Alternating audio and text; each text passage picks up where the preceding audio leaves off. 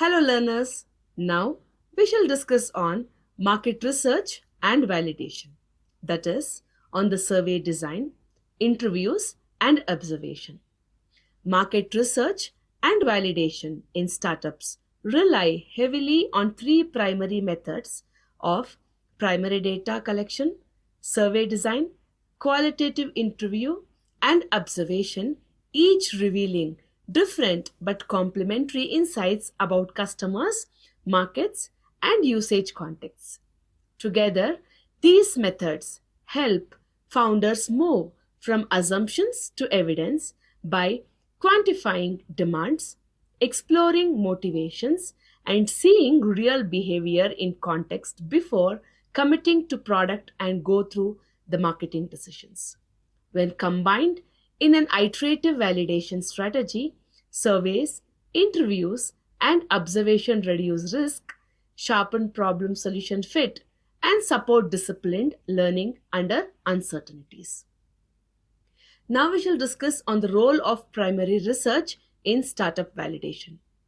Primary research refers to collecting original data directly from the startup's own target audience through instruments such as surveys, interviews, and observations rather than relying only on secondary reports and general statistics.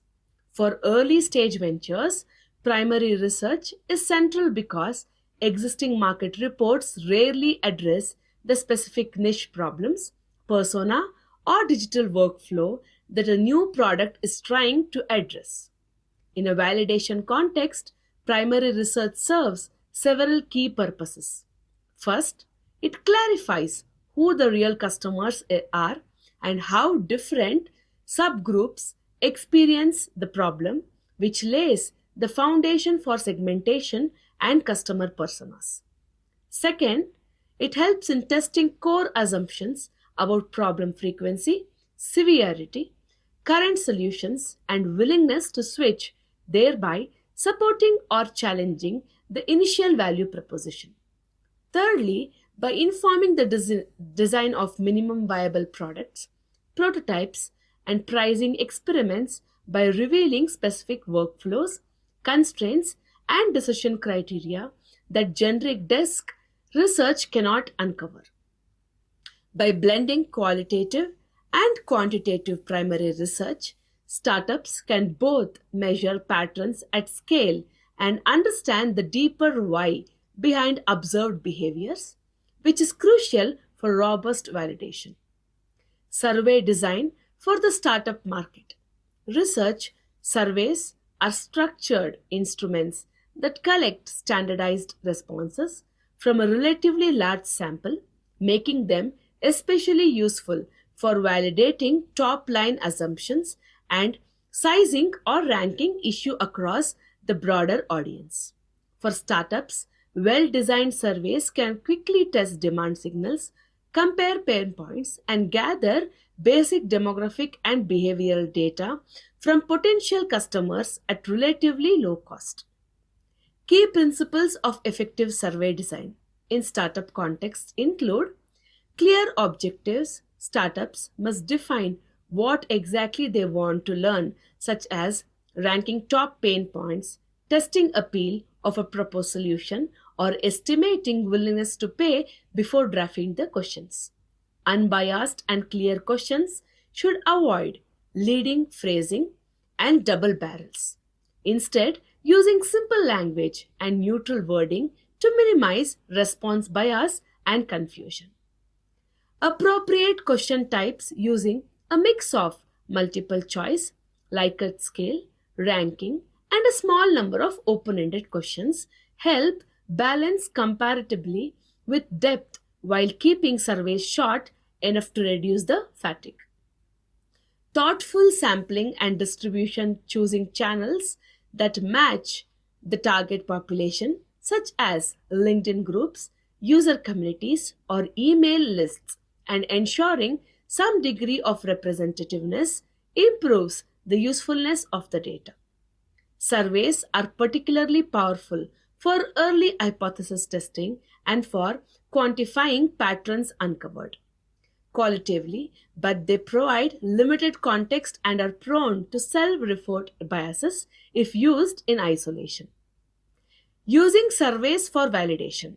When anchored to clear hypotheses, surveys become a practical tool for validation rather than a generic data gathering exercise. A startup must hypothesize, for example, that remote team lead in mid-sized firm spend 2 or more hours per week manually collating status updates and are actively seeking automation. And then the design survey questions to measure time spent, perceived frustration, and interest in proposed solutions. Common startup validation use cases for surveys that include demand checking gauges, interest in a proposed product concept, or feature set across a broad audience, often combined with simple description or the mockups. Pain point ranking, asking respondents to rate or rank different problems or tasks by difficulty or annoyance, helping founders prioritize which problems to solve first. Segment comparison compares responses across subgroups like the role, company size, or geography to identify which segments experience the strongest pain and show highest interest. Survey results can then feed into more targeted interviews and experiments, but must be interrupted cautiously. As stated, intent does not always translate into actual purchasing behavior. Interviews for deep customer understanding. Interviews offer rich qualitative insights through one or small group conversations that explore customer attitudes, experiences, routines, and emotions in depth. In lean startups and customer discovery frameworks, interviews are often emphasized as the most critical early stage tool because they uncover unknowns and challenge assumptions that standardized surveys cannot reach. Well conducted interviews help startups to understand how customers currently handle the targeted problem, what works around they use, and what triggers attempts to change or adopt the new solutions. It also reveals the language customers naturally use to describe their pain points and desired outcomes, which can later be reflected in messaging, landing pages, and sales scripts. It also helps in identifying contextual factors such as organizational politics, budget processes, or social dynamics that influence adoption beyond the narrow view of the product itself. Because interviews are time intensive, they usually involve smaller samples, but the depth of insight make them indispensable for refining value propositions and designing the credible MVPs. Designing and conducting startups interviews. So, effective startups interviews require careful design of participants, scripts, and facilitation style to avoid bias and superficial responses.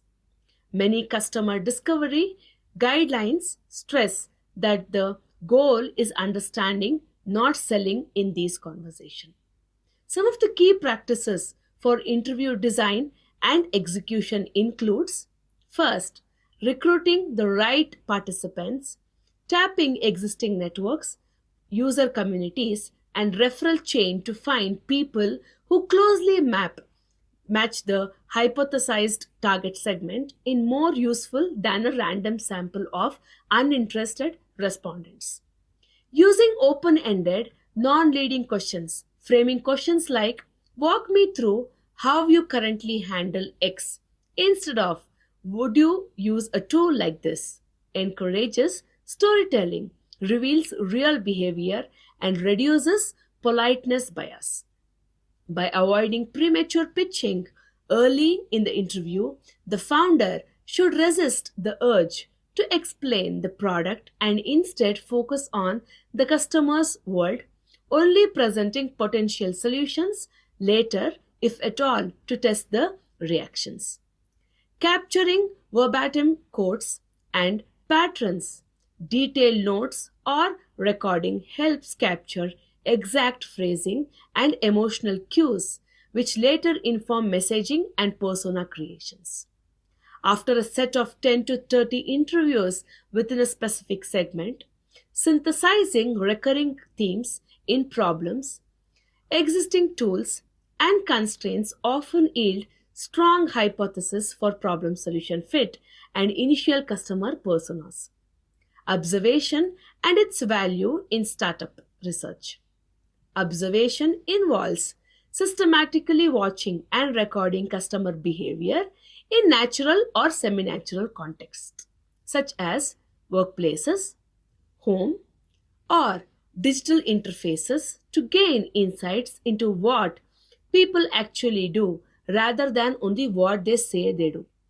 This method can range from ethnographic site visits and shadowing to usability testing and click tracking within an app or the prototype. For startups, observation is valuable because it reveals unarticulated needs and friction points in workflows, such as workarounds, waiting, or repeated steps that customers themselves may not frame as problems in surveys or interviews. It allows testing how real users interact with prototypes or early versions of a product, identifying usability issues and mismatches between assumed and actual behavior. It also helps validate or challenge self reported behavior by comparing what customers say with what they actually do, which can significantly adjust prioritization and design decisions. Observation tends to be qualitative and small scale but often yields surprisingly actionable insights that can reshape interface design, feature priorities, and onboarding the flows.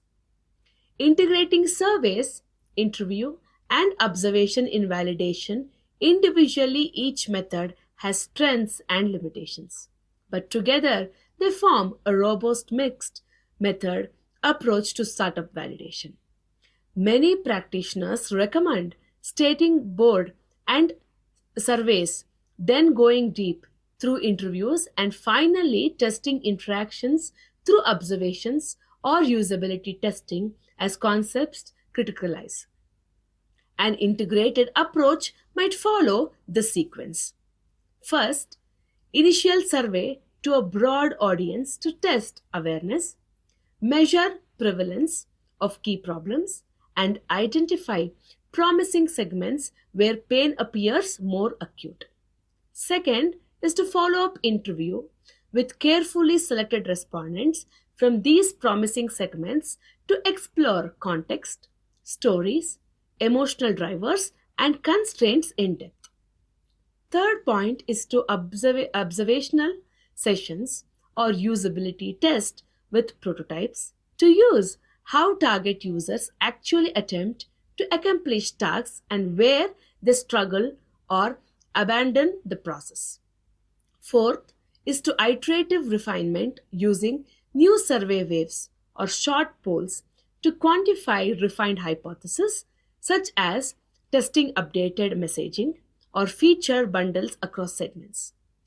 This cyclical pattern supports a disciplined build measure learn loop where each method informs the next and where validation is grounded in converging evidence rather than a single data source. Now we shall look into a case study on survey, interview, and observation driven validation in an early stage SaaS startup. Consider a hypothetical but realistic early stage B2B SaaS startup, TaskFlow, that aims to build a workflow tool for HR teams in Indian SMEs. Struggling to coordinate hiring, onboarding, and performance tracking, TaskFlow's founders suspected that HR managers were overwhelmed by fragmented spreadsheets and email threads, but they recognized that these assumptions required rigorous validation using surveys, interviews, and observation. Step 1 Survey for signal and segmentation.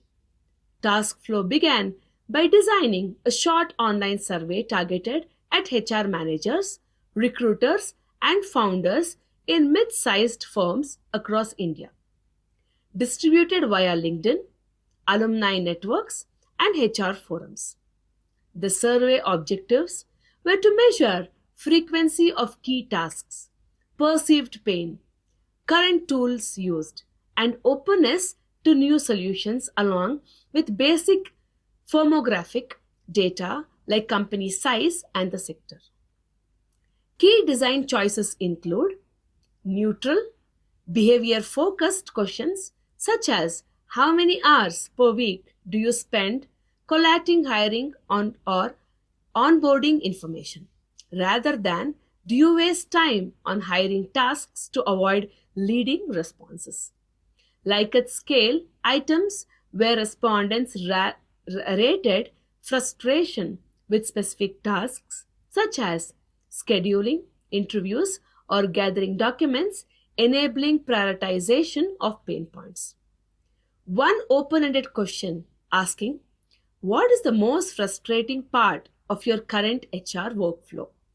Providing raw qualitative inputs for later analysis. From 160 usable responses, Task Flow observed that HR managers in firm with 50 to 250 employees consistently reported spending 3 to 5 hours a week on manual coordination and rated frustration with tracking candidate status and onboarding tasks as very high, while founders of very small firms reportedly lower pain intensity. This pattern suggested a primary target segment of a mid-sized companies with dedicated HR staffs rather than the micro firms. Step 2. Customers discovery interviews. For depth task flow, then conducted 20 semi-structured interviews with HR managers and talent acquisition leads drawn from the survey respondents who had indicated willingness to talk further.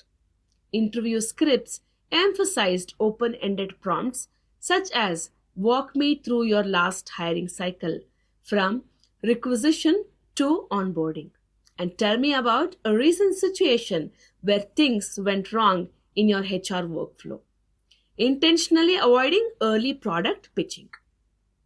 These interviews revealed patterns that survey alone could not capture. HR managers described complex coordination with hiring managers, finance, and IT, with frequent delays due to missing information or unclear responsibilities. Many relied on a mix of Excel, email, WhatsApp groups, and shared drives, often duplicating data across systems and losing tracks of status updates.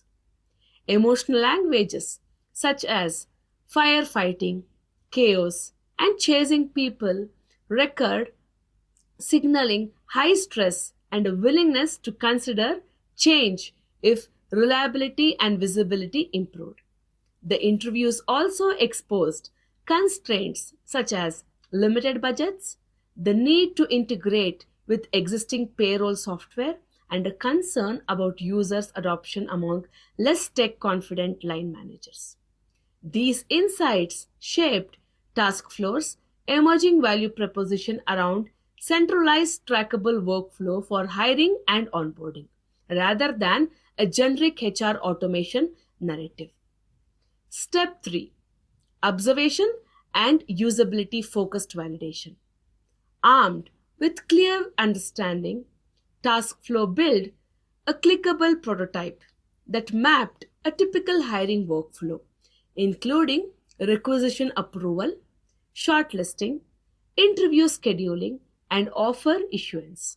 The team scheduled observation sessions where HR managers were asked to complete realistic tasks with the prototype while the founders watched, recorded, and took notes either in person or over screen sharing tools.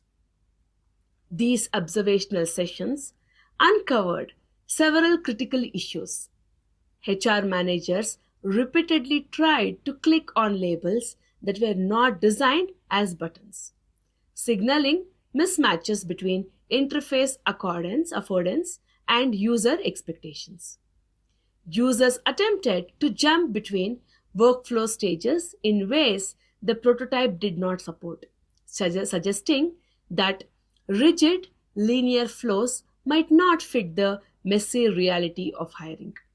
Some users hesitated when asked to assign tasks to line managers, revealing discomfort with perceived policing and suggesting a need to frame notifications and reminders more collaboratively. Task flow iterated on the prototype, simplifying navigation, allowing more flexible transition between stages and adjusting language to be supportive rather than directive. These changes directly stemmed from observed behavior rather than reported preferences alone.